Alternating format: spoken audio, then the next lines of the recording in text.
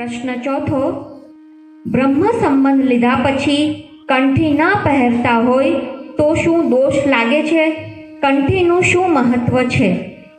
બ્રહ્મ સંબંધ લીધા પછી કંઠી ન પહેરતા હોય તો શું દોષ લાગે છે? કંઠીનું શું મહત્વ છે? પ્રશ્ન બે વિભાગમાં છે, એટલે બે વિભાગમાં જ આપણે ઉત્તરનો પણ ક્રમ રાખશું. મહત્વ પછી પહેલાં આપણે પહેલા પ્રશ્નનો જે પૂર્વાર્ધ છે એને આપણે જોઈ લઈએ. દોષ લાગે છે તો દોષ તો લાગે જ. કેમ દોષ લાગે સમજો. ઇતિ સર્વેષુ કાલેષુ ન ત્યાજ્યા કંઠમાલિકા ક્ષણાર્ધમ તદ વિહીનોપી વિષ્ણુદ્રોહી ન સંશય. આ એક પ્રકારનું ભગવદ્દ્રોહ શાસ્ત્રકારોએ માન્યો છે કે જેમને નામ નિવેદન, આત્મનિવેદન અથવા કોઈ પણ સંપ્રદાયમાં કંઠી લીધી હોય. મારી વાત ધ્યાનથી સાંભળજો. એક સમય એવું આવ્યું, સંપ્રદાયનો થોડું ઇતિહાસ પણ અહીંયા હું આપને સ્પષ્ટ કરું કે એક આપણે જેમ પુષ્ટિમાર્ગીઓ છીએ કે જે આપણે કૃષ્ણ પરમ તત્વ માનીએ છીએ, તેવી જ રીતે રામચંદ્રજીને પરમ તત્વ માનવાનો એક સંપ્રદાય છે જેને રામાનંદી સંપ્રદાય કહે છે. એમાંથી જ રામાનંદીઓમાંથી જ રામ સનેહી, રામાનંદી ઇત્યાદિ વિભાગો એ બધા રામાવતમાં આવે. જેમ આપણે પુષ્ટિમાર્ગી વૈષ્ણવો પુષ્ટિમાર્ગી, બસ આટલી જ આપણો જે પરિચય છે કે આપણે બધા તો પુષ્ટિમાર્ગી, તેવી રીતે જ રામાનંદી સંપ્રદાયના એ લોકો માને છે સિદ્ધાંતયા વિશિષ્ટાદ્વૈત, પરંતુ નારાયણ પરમ તત્વ રામાનુજીઓની જેમ નથી હોતું. એમનામાં રામચંદ્રજી પરમ તત્વ હોય છે. અને જેમ આપણા ત્યાં નારાયણના, વિષ્ણુના અવતાર તરીકે આપણે કૃષ્ણને નથી ગણતા, આપણે કૃષ્ણને અવતારી માનીને એમના તત્વાવતાર સત્વરજ અને તમના અવતાર બ્રહ્મા, વિષ્ણુ અને શિવાદીને પણ માનીએ છીએ. તેવી જ રીતે એ લોકો રામાનંદી સંપ્રદાયવાળા શ્રી રામચંદ્રજીને પરમ તત્વ માને છે. અને જેમ આપણે વૈકુંઠથી પણ ઉપર યત્ર ગાવો ભૂરી શૃંગા આયાસ તદ વિષ્ણુ પરમમ પદમ, વિષ્ણુનો પણ જે પરમ પદ છે જ્યાં વિષ્ણુ મુક્ત થઈને જાય છે એ આપણે જેમ ગોલોકને માનીએ છીએ કે યત્ર ગાવો ભૂરી શૃંગા આયાસ, મોટા મોટા સિંગવાળીને સુંદર સુંદર કાન અને શૃંગારવાળી ગાયોનો જે લોક છે, જે ભગવાન નારાયણનો પણ પરમપદ પરમધામ છે, એવી રીતે જેમ આપણે ગોલોકને જોઈએ ને તેવી રીતે જ એ લોકો સાકેત ધામને માને. સાકેત એટલે રામચંદ્રજીનું પરમધામ. તો ગોલોકની જેમ એમના પાસે સાકેત હોય, એ પણ નારાયણને અવતાર માને અને અવતારી શ્રી રામચંદ્રજીને માને, જેમ આપણે બધા કૃષ્ણને માને બધા. તો એ બધું જેમ આપણા ત્યાં છે તેવી રીતે એ લોકોમાં છે. તો રામાનંદી સંપ્રદાયના એક આચાર્ય સાથે શાસ્ત્રાર્થ આપણા સંપ્રદાયનું થયું. અને એ સમયમાં તિલકાયત દાઉજી મહારાજ દ્વિતીય હતા. અને એ એક બે વાર બીજા એવા પણ પ્રસંગો થયા કે આપણા સંપ્રદાયના કોઈ આચાર્યો એ રામાનંદી વિશિષ્ટાદ્વૈતવાદીઓ સાથે હારી ગયા વાદ વિવાદમાં. તો એ સમયમાં ફરીથી શાસ્ત્રાર્થનું કાર્યક્રમ સંયોજન કરીને શુદ્ધાદ્વૈત માર્તંડ ગિરધરજીને બોલાવવામાં આવ્યા કાશીથી. અને એ સમયના તો એ પ્રકાંડ વિદ્વાન સંપ્રદાયના હતા. તો એમને બહુ ત્વરિત જ જે કંઈ પણ પ્રસંગ હતું એમાં વિજય પ્રાપ્ત કરીને આપણા સંપ્રદાયને ફરી ગૌરવાન્વિત ને યશસ્વી કર્યા. અને એ બધા સંપ્રદાયના લોકો હારી ગયા તો એ લોકો વયા ગયા. તો એ સમયમાં જે રાજા હતા ત્યાંના, એ રાજાને વિનંતી કરી ગિરધરજી મહારાજને અને દાઉજી મહારાજ તિલકાયતને કે હું સાચો સમજી ગયો છું કે પુષ્ટિ માર્ગ જ ઉત્તમોત્તમ માર્ગ છે, તો એટલે હવે આપ મને આપના માર્ગમાં દીક્ષા આપીને આપનો શિષ્ય કરી લો. આમ રાજાએ વિનંતી કરી. તો દાઉજી મહારાજે એ સમયમાં પોતાના અધિકારી વૈષ્ણવને કહીને કહ્યું કે કંઠી લઈ આવો. અને એ અષ્ટાક્ષર આપવાની તૈયારીમાં હતા. એ સમયમાં શુદ્ધાદ્વૈત માર્તંડ ગિરધરજી દાઉજી મહારાજને કહે છે કે આને કંઠીની આવશ્યકતા નથી, આ તો પહેલાંથી શરણાગત છે. શું કહે છે? આ તો પહેલાંથી શરણાગત છે. ભગવાન માર્ગમાં તો એની શરણાગતિ પહેલાંથી છે જ. આને જો શિષ્ય થવું હોય તો આપ સીધો એનો બ્રહ્મ સંબંધ કરાવો, સીધો આત્મનિવેદન બ્રહ્મ સંબંધ સંસ્કાર કરાવો. તો ત્યાં દાઉજી મહારાજ પૂછે છે કે કેમ આપણા માર્ગની કંઠી નહીં? તો ત્યાં શુદ્ધાદ્વૈત માર્તંડ ગિરધરજી આપ સપ્રમાણ ત્યાં સમજાવે છે કે રામાનુજ, મધ્વ, નિમ્બાર્ક, વલ્લભ અને ચૈતન્ય આ બધા જ સંપ્રદાયોમાં શરણાગતિ કોમન છે. વૈષ્ણવ માર્ગમાં શરણાગતિ કોમન છે, અને એ કોમન એવી રીતે છે કે કોઈ પણ વિષ્ણુ નામ, નારાયણ નામ સ્મરણપૂર્વક જો શરણ આવ્યો હોય તો એ કૃષ્ણની જ શરણમાં જાય છે. તો કેમ કે આ ઓલરેડી શરણાગત છે, એટલે હવે આ શરણ માર્ગમાં આવવા નથી માગતો, પ્રાર્થના કરી રહ્યો છે કે મને સેવા માર્ગનો જીવ કરો, તો હું સાચી રીતે હવે ઠાકોરજી પધરાવીને પુષ્ટિ પદ્ધતિથી સેવાનો પ્રકાર મારા ઘરમાં રાખીને જીવન જીવું. તો ત્યાં આજ્ઞા કરી કે આનો બ્રહ્મ સંબંધ સંસ્કાર સંપન્ન આપ કરાવો. આમ વિનંતી તિલકાયતને એમને કરી. આ પ્રસંગ આપણને એક વસ્તુ બતાવે છે કે ઘણા લોકો આમ અહીંયા આવીને પૂછે છે કે બહુને બ્રહ્મ સંબંધ લેવું છે, પણ પહેલાં એને સ્વામિનારાયણની કંઠી હતી, પહેલાં અમે ઇસ્કોનમાં હતા, પહેલાં અમે ગૌડિયા હતા કે આમ હતા, તે બધા એટલે બીજા સંપ્રદાયોની વાત કરે અને પછી આવીને બ્રહ્મ સંબંધનો આગ્રહ રાખે. તો હા, બહુ સાચી વાત છે કે બ્રહ્મ સંબંધનો આગ્રહ હોવું જ જોઈએ, કેમ કે દરેક ઇન્ડિવિજ્યુઅલ વૈષ્ણવની પંચપરવા અવિદ્યાની નિવૃત્તિ, જે આપણે પહેલાંના પ્રશ્નોમાં ડિસ્કસ કરી, આત્મનિવેદનના પ્રશ્નમાં, એ નિવૃત્તિના હિસાબે તો આ કરવું જ પડે કે બ્રહ્મ સંબંધ કરાવવું પડે. પણ એને કંઠી તોડાવી કે કંઠી હટાવીને આપણા માર્ગની કંઠી એટલે કંઠી, તુલસીજીની કંઠી એટલે કંઠી, કૃષ્ણ નામ એટલે કૃષ્ણ નામ, નારાયણ વિષ્ણુનો પણ જે હવે એક વસ્તુ જુઓ, આપણે પુષ્ટિમાર્ગી અન્ય ભગવત ભક્તોને પણ જોઈએ કે જેમને પુષ્ટિ ભાવનો ઉપદેશ કે પુષ્ટિ પદ્ધતિથી પણ એમને મર્યાદામાં પણ જેમનો અંગીકાર કર્યું, તો કોઈને ઓમ નમો ભગવતે વાસુદેવાય ભાગવતમાં આપ્યું છે, કોઈને ઓમ નમો નારાયણાય આપ્યો છે, કોઈને ઓમ વિષ્ણવે નમઃ આપવામાં આવ્યું છે, કોઈને કૃષ્ણાય નમઃ અને પછી ગોપાલાદિ મંત્રો આપવામાં આવ્યા છે. તો શરણાગતિ જે છે, મહાપ્રભુજીનું એક વિલક્ષણ સ્વરૂપ જે આપણે ડિસ્કસ કરીએ છીએ પૃથક શરણ માર્ગોપદેષ્ટાના અર્થમાં, એ છે કે બંને માર્ગ એટલે આત્મનિવેદનના માર્ગ અને શરણ માત્ર, જેને આપણે ઇતર સંપ્રદાયોની ભાષામાં પ્રપત્તિ કહીએ છીએ, તો આત્મનિવેદન અને પ્રપત્તિ આ બે માર્ગમાં જીવન જીવનારા લોકોને પણ એક ફલની પ્રાપ્તિ કરાવવામાં શ્રી મહાપ્રભુજી સક્ષમ છે. આ અર્થમાં આપણે મહાપ્રભુજીના એ નામને લઈએ છીએ. મહાપ્રભુજીની શરણાગતિ પૃથક છે નહીં. પૃથક શરણાગતિનો અર્થ જ એ છે કે તમે જો ફક્ત પ્રપન્ન થાઓ, ફક્ત શરણાગત થાઓ અને કેવલ શરણ માર્ગને જીવો, તો પણ તમને બધા જ પુષ્ટિ ફલાધિકારની પ્રાપ્તિ મહાપ્રભુજી સ્વસંબંધથી કરાવશે. આ બ્રહ્મ સંબંધનું ને મહાપ્રભુજીને અંગીકૃતિનું આ પ્રકાર છે. અને ત્યાં શરણાગતિ બધા જ ભગવાન માર્ગોમાં, બધા જ ભક્તિ માર્ગોમાં કોમન છે. જેમ આપણે પહેલાં ડિસ્કસ કર્યું કે ભક્તિ માર્ગ શબ્દનો અર્થ એક જ હોય છે, ભક્તિ માર્ગસ્ય કથનાત પુષ્ટિરસ્તિ ઇતિ નિશ્ચય.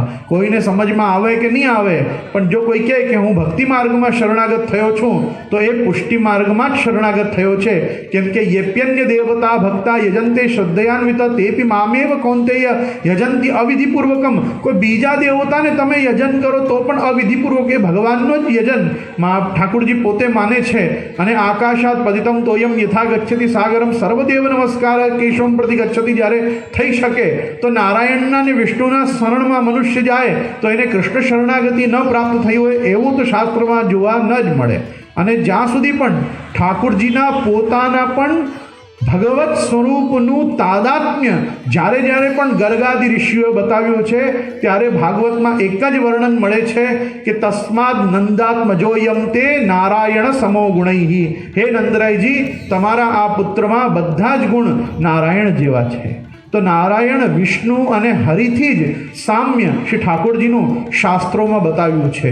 તો શાસ્ત્ર પ્રતિપાદિત જે શરણાગતિનો પ્રકાર છે, જેને આપણી એક કંઠી નામ નિવેદનની કંઠી રિપ્રેઝેન્ટ કરી રહી છે, એ કોઈ પણ સંપ્રદાયની હોય, શરણાગતિ ભગવાન માર્ગમાં કોમન ફેક્ટર છે. આ સંપ્રદાયની બ્યુટી શું છે આપણા માર્ગની, કે આપણા માર્ગમાં જે આવ્યો છે એનો બ્રહ્મ સાથે સંબંધ કરાવવામાં આવે છે. અને સંબંધાત ઘણા લોકોનો ઉદ્ધાર થાય છે. સંબંધાદ વૃષ્ણય સ્નેહાદ્યુયમ ભક્ત્યા વિવમમાં બતાવ્યું કે જેમ પાર્થાંસ્તુ દેવો ભગવાન મુકુંદની કારિકા આપણે હમણાં જોઈ કે પ્રથાના સંબંધથી પાંડવોનો ઉદ્ધાર થયો. જેમ યદુવંશીઓનો સંબંધ ભગવાનથી હતો એટલે એ લોકોનો ઉદ્ધાર થયો. એ લોકો કોઈ આચરણ શુદ્ધ ન હતા, આચરણ તો ભ્રષ્ટ જ હતા ચંદ્રવંશીઓનું, પણ ભગવત સંબંધ હોવાના કારણે, ભગવાનનું એક કુલમાં જન્મ હોવાના કારણે સંબંધ માત્રથી એ લોકો પવિત્ર થયા હતા. તેવી જ રીતે શ્રી મહાપ્રભુજી પણ આજના આ ઘોર કલિકાલમાં પણ આપણને સંબંધ માત્રથી આ સહજાદેશ કાલોત્થા લોકવેદ નિરૂપિતા સંયોગજા સ્પર્શજા આદિથી આપણને મુક્ત કરે છે. એટલું જ નથી, મહાપ્રભુજી આપણને પંચપર્વા અવિદ્યાથી મુક્ત કરે છે. દેહાધ્યાસ, પ્રાણાધ્યાસ, ઇન્દ્રિયાધ્યાસ, અંતઃકરણાધ્યાસ અને સ્વરૂપ વિસ્મૃતિ રૂપી આ અવિદ્યાઓને નિવૃત્ત કરીને અને આપણને સેવાધિકાર આપણા ફલિત કરે છે. જેમ આપણે પુષ્ટિમાર્ગી લાયસન્સની હમણાં વાત કરી, તો કંઠી જે છે ને એ લાયસન્સનો પ્રથમ ચરણ છે. હવે એક વસ્તુ જલ્દીથી હું આપને બતાવીને એક વસ્તુ સમજાવીશ કે હું પહેલાં પણ એક વસ્તુ આપણને કહ્યું છે અહીંયાથી કે શબ્દ ઉપર જ ધ્યાન આપો. શબ્દ શરણ ગતિ નથી. શરણ ગતિ એટલે જે આપણું શરણ સ્થાન છે ત્યાં આપણે જઈએ એને કહેવાય શરણ ગતિ. જે શરણ કોણ આપવાનું છે? ઠાકોરજી. ત્યાં આપણે જઈએ તો એને કહેવાય શરણ ગતિ. પણ જ્યારે શાસ્ત્ર અને વ્યાકરણ કહે છે ને શરણાગતિ, તો એનો અર્થ થાય છે શરણ આપનારો તમારા સામે આવે છે, પાસે આવે છે. તો જેમ આપણે સંકલ્પ લઈએ કે હું ઠાકોરજીની શરણમાં જાઉં, તો આ ફક્ત તમારો સંકલ્પ નથી, પ્રભુનો પણ સંકલ્પ છે. ય એનમ ઉદ્ધરિષ્યામિ, હું આનો ઉદ્ધાર કરીશ. એટલે જ્યારે ઠાકોરજી પણ સામેથી આવે છે તમારી શરણને ગ્રહણ કરવા, ત્યારે જઈને એ આખો શબ્દ સાર્થક થાય છે. શરણ આગતિ, શરણ તમારા સામે આવે છે. તો ઠાકોરજી આપણને શરણ આપે છે, આપણે શરણમાં જતા નથી. પ્રભુ આપણને શરણ આપે છે ને, એટલે જ અબોધથી અબોધ શિશુને આપણે શુદ્ધ થયા પછી લઈને આવીએ છીએ અને કહે છે આને નામ નિવેદન કરાવો, આને આપ નામ સંભળાવો અને ફૂંકો, કાન ફૂંકો અને કાન ફૂંકીને આને કંઠી આપો. અરે મેં કોણ ઓર મેરા ક્યાં, જેને નથી ખબર એને આપણે કહીએ શ્રી કૃષ્ણ શરણમ મમ, શ્રી કૃષ્ણ શરણમ મમ, શ્રી કૃષ્ણ શરણમ મમ. અને આમ ગુરુ મુખોદ્ગત અષ્ટાક્ષરનું સ્મરણ કરતાં જ એ વ્યક્તિમાં શું બદલાવ આવે છે કે આટલું નાનું બાળક જે વૈષ્ણવ ઘરમાં જન્મ્યો હતો એ જ ક્ષણથી પોતે વૈષ્ણવ થઈ જાય છે. હવે આ વૈષ્ણવ ઘરનો બાળક નથી, આ પોતે પણ વૈષ્ણવ છે. તો વૈષ્ણવત્વની જે પ્રથમ આવશ્યકતા છે એ પ્રથમ આવશ્યકતા આપણી કંઠી છે. કંઠી તુલસી કાષ્ટજા માલા જ હોય છે. કાષ્ટજા માલા દરેક જગ્યા, તુલસી સ્રક માલિકા, સ્રક એટલે કાષ્ટ, સ્રગ, સ્રક, કાષ્ટ, આ બધા શબ્દોનું પ્રયોગ કેમ કર્યું છે? કેમ કે ઘણા આગમોમાં, પુરાણોમાં તુલસી માલા પહેરીને ભોજન કરવાનું, તુલસી માલા કેવી પહેરીને મલમૂત્ર ત્યાગ કરવાનો, તુલસી માલા પહેરીને સૂતક પિંડરું અટકાવમાં રહેવાનું નિષેધ કર્યું છે. તો એ નિષેધ જે છે એ તુલસી પત્ર માલિકા, ભગવત પ્રસાદી તુલસી જો કંઠમાં હોય કે કાનમાં કે અહીંયા ક્યાં ધારણ કરી હોય કે માલા રૂપમાં ભગવત પ્રસાદી કોઈએ પ્રસાદ રૂપે આપેલી હોય, એ બધું જે તમે પહેરીને ફરો, તો એના સાથે આટલું વિવેક છે કે હાથ પગ મોઢો બધું સ્વચ્છ રાખવું, અંતઃકરણ સ્વચ્છ રાખવું, સ્વચ્છ અવસ્થામાં જ ભગવત પ્રસાદી વસ્તુને કંધા ઉપર કંઠમાં રાખવી, આ બધું. પરંતુ એવું કોઈ વાક્ય સૃક માલિકા, કાષ્ટજા માલા માટે નથી મળતું. સૃક માલિકા જે છે એ ક્ષણાર્ધ પણ તમે ન પહેરો તો ક્ષણાર્ધમ તદ વિહીનો બી વિષ્ણુદ્રોહી ન સંશય. બીજી વસ્તુ કે પૂછે દોષ લાગે છે, અરે દોષ જ નથી લાગતો. વૈષ્ણવ કોઈ દિવસે નરકમાં જતો નથી ને એને પાપ લાગતો નથી. વૈષ્ણવ તો પુણ્યશાળી હોય છે, પરંતુ શાસ્ત્ર અને આગમ સિદ્ધાંતો પૌરાણમાં આમ આજ્ઞા કરે છે પૌરાણિકો કે ન ધારયંતી હે માલામ, ન ધારયંતી હે માલામ હેતુ કહા. કેમ પહેરવી જોઈએ કંઠી? કંઠી પહેરવાની શું જરૂરત છે? આવા બધા જેને મનમાં વિચાર આવતા હોય ને એમના માટે શાસ્ત્ર કહે છે કે ન ધારયંતી યે માલામ હેતુ કહા. શું હેતુ છે આના પાછળ? હેતુ કહા પાપ બુદ્ધયા, એ પોતે પાપ બુદ્ધિ માણસ છે. અને નરકાન ન નિવર્તનતે, એ કોઈ દિવસે નરકમાંથી બહાર આવશે નહીં. અને દગ્ધાસ્તે કોપાગ્નિના હરે, એ તો વિષ્ણુના કોપમાં જલશે નરકમાં. કેમ કે નારાયણ વિષ્ણુ સ્વયં એના ઉપર કુપિત થઈ જશે કે મારો થઈને કંઠી નથી પહેરતો, મારો થઈને તું કંઠી માલા ધારણ નથી કરતો. તો આવો કોપ પ્રભુ આપણા ઉપર કરે છે જ્યારે આપણે આપણા મનમાં આમ વિચાર કરીએ કે કંઠી શું કામ પહેરવી જોઈએ. તો નર ન ધારયંતી યે માલામ હેતુ કહા પાપ બુદ્ધય નરકા ન નિવર્તન્તે દગ્ધાસ્તે કોપાગ્નિના હરે ઇતિ સર્વેષુ કાલેષુ ન ત્યાજ્યા કંઠ માલિકા. કંઠમાંથી આ કંઠીને કોઈ દિવસે હટાવી નહીં.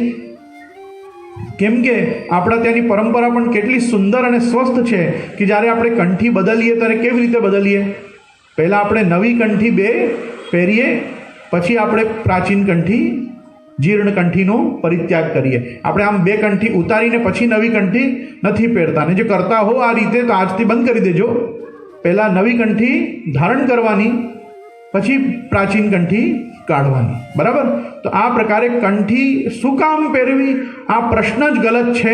કેમ કે આ પ્રશ્ન કરતાં જ માણસ ધર્મ બુદ્ધિથી બહાર આવીને પાપ બુદ્ધિમાં આવી જાય છે. આમ આપણા વૈષ્ણવ શાસ્ત્રો કહે છે. એટલે વૈષ્ણવને કોઈ દિવસે કંઠીનું પરિત્યાગ કરવું નહીં. બીજી વસ્તુ, હવે કેમ કે આ તુલસીની કંઠી છે. કંઠી કઈ વસ્તુની છે? તો તુલસી શું છે? તુલસી જે છે એ ભગવત પ્રિયા છે. સ્વામીની રૂપા આપણા ત્યાં તુલસીને માનવામાં આવી છે. રાસ પંચાધ્યાયમાં ગોપીજનો તુલસીજીને પ્રાર્થના કરીને પૂછે છે, કચિત તુલસી કલ્યાણી ગોવિંદ ચરણ પ્રિય. તુલસીજી, તમને તો ખબર હશે કે ભગવાન અંતર ધ્યાન થઈને ક્યાં પધાર્યા છે, કેમ કે તમે તો ગોવિંદના ચરણમાં રહો છો અને એમની પ્રિયા છો. તો જે પોતે ભગવત પ્રિયા છે એ ભગવત પ્રિયાઓ મળીને તુલસીજી પાસે જઈને વિનંતી કરે છે કે કચિત તુલસી કલ્યાણી. કલ્યાણી એટલે તમારા સાથે તો પ્રભુએ વિવાહ કર્યો છે. કલ્યાણ સંસ્કાર એટલે કલ્યાણોત્સવ એટલે પરિણયોત્સવ.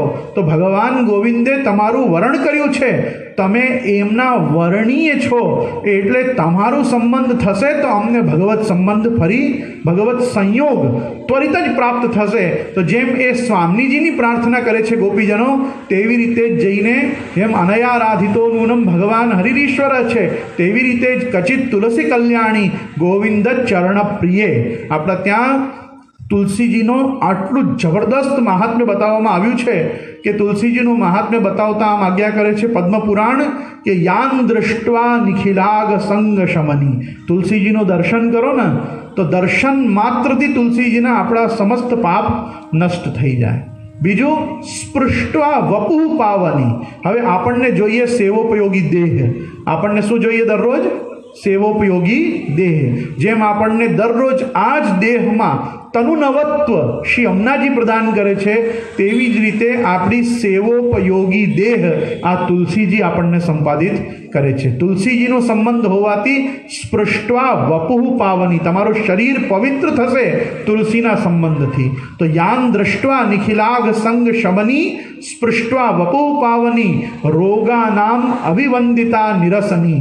તમે તુલસીજીને દરરોજ નમસ્કાર કરો ને તો તમારા રોગ દૂર થાય. રોગ થવાની જે તમારામાં ક્ષમતા કે જે પ્રક્રિયા દેહમાં હોય ને એ ઓછી થતી જાય. આપણે તુલસીજીને નમસ્કાર કરીએ.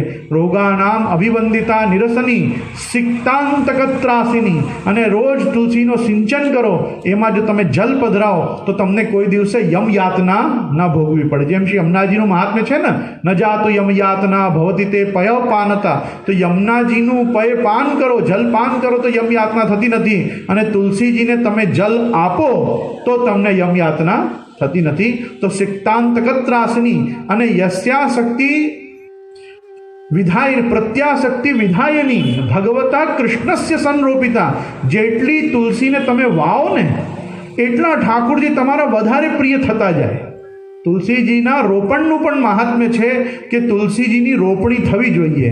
આપણને એક જગ્યા લઈને આમ તુલસી વન વૃંદાવન બનાવવું જોઈએ. કેમ કે જેટલી તુલસી આપણે લગાવશું, જેટલી તુલસીને વાવશું તો પ્રત્યાશક્તિ વિધાયની, આપણી ઠાકુરજીમાં આસક્તિ વધે એ નહીં.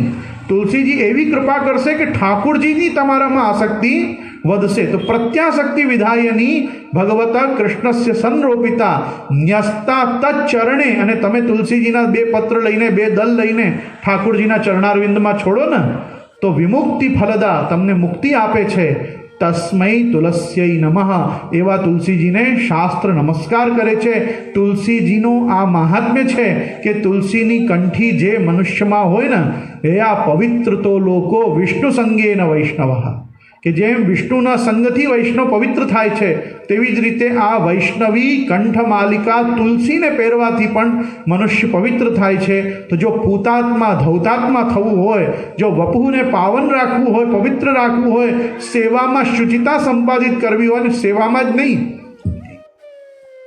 પોતાના જીવનમાં જો સ્વચ્છતા અને શુચિતાનો આગ્રહ હોય તો પણ તુલસીની કંઠીનો આગ્રહ રાખવું જોઈએ. તુલસીની કંઠી પણ આપણા સૂતના ધાગામાં જ પહેરીને આપણે દીનતા અને દાસ ધર્મનું પરિચય આપવો જોઈએ. સ્વર્ણમંડિત તુલસીનું ધારણ બે કંઠીના રૂપમાં કરવો નહીં. એને આભૂષણ રૂપમાં પહેરો, એને કોઈ બીજા ભાવથી તમે પહેરો, પોતાના અલંકાર આખા તુલસીજીના કાષ્ઠના કરાવો, એ બધું તમારી શોભાનો વિષય છે. પરંતુ આપણો જે નામ નિવેદન અને આત્મનિવેદનની પરિચાયિકા જે આપણી તુલસી કંઠમાલિકા છે એ તો ધાગામાં જ હોવી જોઈએ. ઘણા વૈષ્ણવો પ્લાસ્ટિકના ધાગામાં પણ પહેરે, નાયલોનમાં પહેરે, રેશમમાં પહેરે કે બદલવી ન પડે, એવું કંઈ હોતું નથી. તુલસીના બે દાનાની વચમાં જે સાબુન, તેલ, શેમ્પૂની ચીકનાઈ રહે છે એના કારણે તુલસી માલા બદલવામાં આવે છે. એનું પ્લાસ્ટિકના ધાગા, નાયલોન, દોરા આ બધાથી કોઈ સંબંધ છે નહીં. એટલે નહીં મોંઘી કંઈ કન્ડિશનલી પડતી હોય જીવનમાં વ્યવસ્થિત સાર્થક તો સસ્તી કંઠી પહેરવાની. કંઠી એટલે કંઠી, અને જો સામર્થ્ય હોય તો સારામાં સારી કંઠી પહેરવાની, પણ કંઠી દોરામાં જ પહેરવાની. બે કંઠી પહેરવાની, નામ નિવેદનની ને આત્મનિવેદનની, અને આ બે વસ્તુને કોઈ દિવસે છોડવું નહીં. કેમ કે આ જ આપણું સાચું ધન છે. આપણે જો માલા પેરામણીઓમાં જઈએ તો આપણને શું મળે? માલા પેરામણીમાં જઈએ તો ચરણામૃત મળે, યમુનાજલ મળે, બે કંઠી આપવામાં આવે, બરાબર, ભગવાન નામ સંભળાવવામાં આવે, ભગવદ લીલા ગુણાનુવાદ કીર્તન સંભળાવવામાં આવે, તો બધા વૈષ્ણવ ચિહ્નો આપવામાં આવે, તિલક કરવામાં આવે. હમણાં કમલભાઈના ત્યાં થઈ હતી ને માલા પેરામણી, તો મેં કહ્યું હતું મનોરથીઓને આગ્રહ રાખવું જોઈએ કે ચીપિયા લઈને બેસવાનું, તિલકી લઈને, બધાને એ આપણું ઉર્ધ્વપુંડ તિલક કરવાનું. આમ જ્વાલા તિલક નહીં કરવાનું. આપણે બધા શક્તિના ઉપાસકો થોડી છે કે અહીંયા આમ જ્વાલા તિલક કરીને બેસી જઈએ. જ્વાલા તિલક નહીં. તમે કોઈ પ્રસ્તાવમાં નથી આવ્યા, તમે એક વૈષ્ણવના ઘરે એનું ભગવત સ્મરણ કરવા અને એના માધ્યમથી ભગવદ લીલા ગુણાનુવાદનો ઉત્સવ મનાવવા આવ્યો છો, તો તમારા કપાલ ઉપર જો તિલક ના હોય તો બધાને તિલકી લઈને તિલક કરવા, કંઠી આપવી, ચરણામૃત આપવું, યમુનાજલ આપવું, ભગવાન નામ આપવું, ભગવત સ્મરણ કરવું, અને છેલ્લે ભગવત પ્રસાદ લેવડાવીને ઘરે મોકલવા. આ બધા વૈષ્ણવી સંસ્કાર અને વૈષ્ણવી સંસ્કારના આદાન પ્રદાનના મનોરથો છે. તો એટલે કંઠીનું પણ એક વિશિષ્ટ મહત્વ છે કે જ્યારે કંઠી આપવામાં આવે તો આ કેમ કે વૈષ્ણવનું આભૂષણ છે, તો એટલે એ આભૂષણ રૂપ કંઠી આપણે એકબીજાને શેર કરીએ છીએ કે જેટલી આની મને જરૂરત છે એટલી તને પણ જરૂર છે. હવે એક હજી મિસ્ટેક માલા પેરામણીમાં લોકો શું કરે, જેમ આપવામાં આવે તો પહેરી લે, અને એ તો અમારું કામ કરે, જે આપવાવાળું હોય ને એ જ પોતે જ કંઠી આપી દે જઈને. પછી ગુરુની આવશ્યકતા શું છે? તમે એકબીજાને પોતે જ કંઠી આપી લો ને. અરે એ કંઠી આપે ને હાથમાં આમ આગ્રહપૂર્વક લેવાનું અને જેબમાં રાખી લેવાનું. હા, કદાચ કોઈ એવું થયું હોય કે બે કંઠી હોય જ નહીં ગલામાં તો પહેરી લેવાનું, પણ ઓલરેડી બે કંઠી હોય ને પછી બે કંઠી ધારણ કરી તો એક તો નામ નિવેદનની, આત્મનિવેદનની, બીજી બે કમલભાઈની, સુધીરભાઈની. એવું થોડી થાય. બે કંઠી જ પહેરવાની હોય ને, ચાર કંઠી થોડી પહેરવાની હોય. તો માલા પેરામણીમાં આપવામાં આવે, પહેરી લેવામાં ન આવવો જોઈએ. એટલે તો આ બધાની વિવેક રાખવાનું કે કયા મનોરથમાં કેટલું ને શું, કેટલું ભાવ રાખીને એ મનોરથને આનંદ લેવો. બરાબર. પ્રશ્ન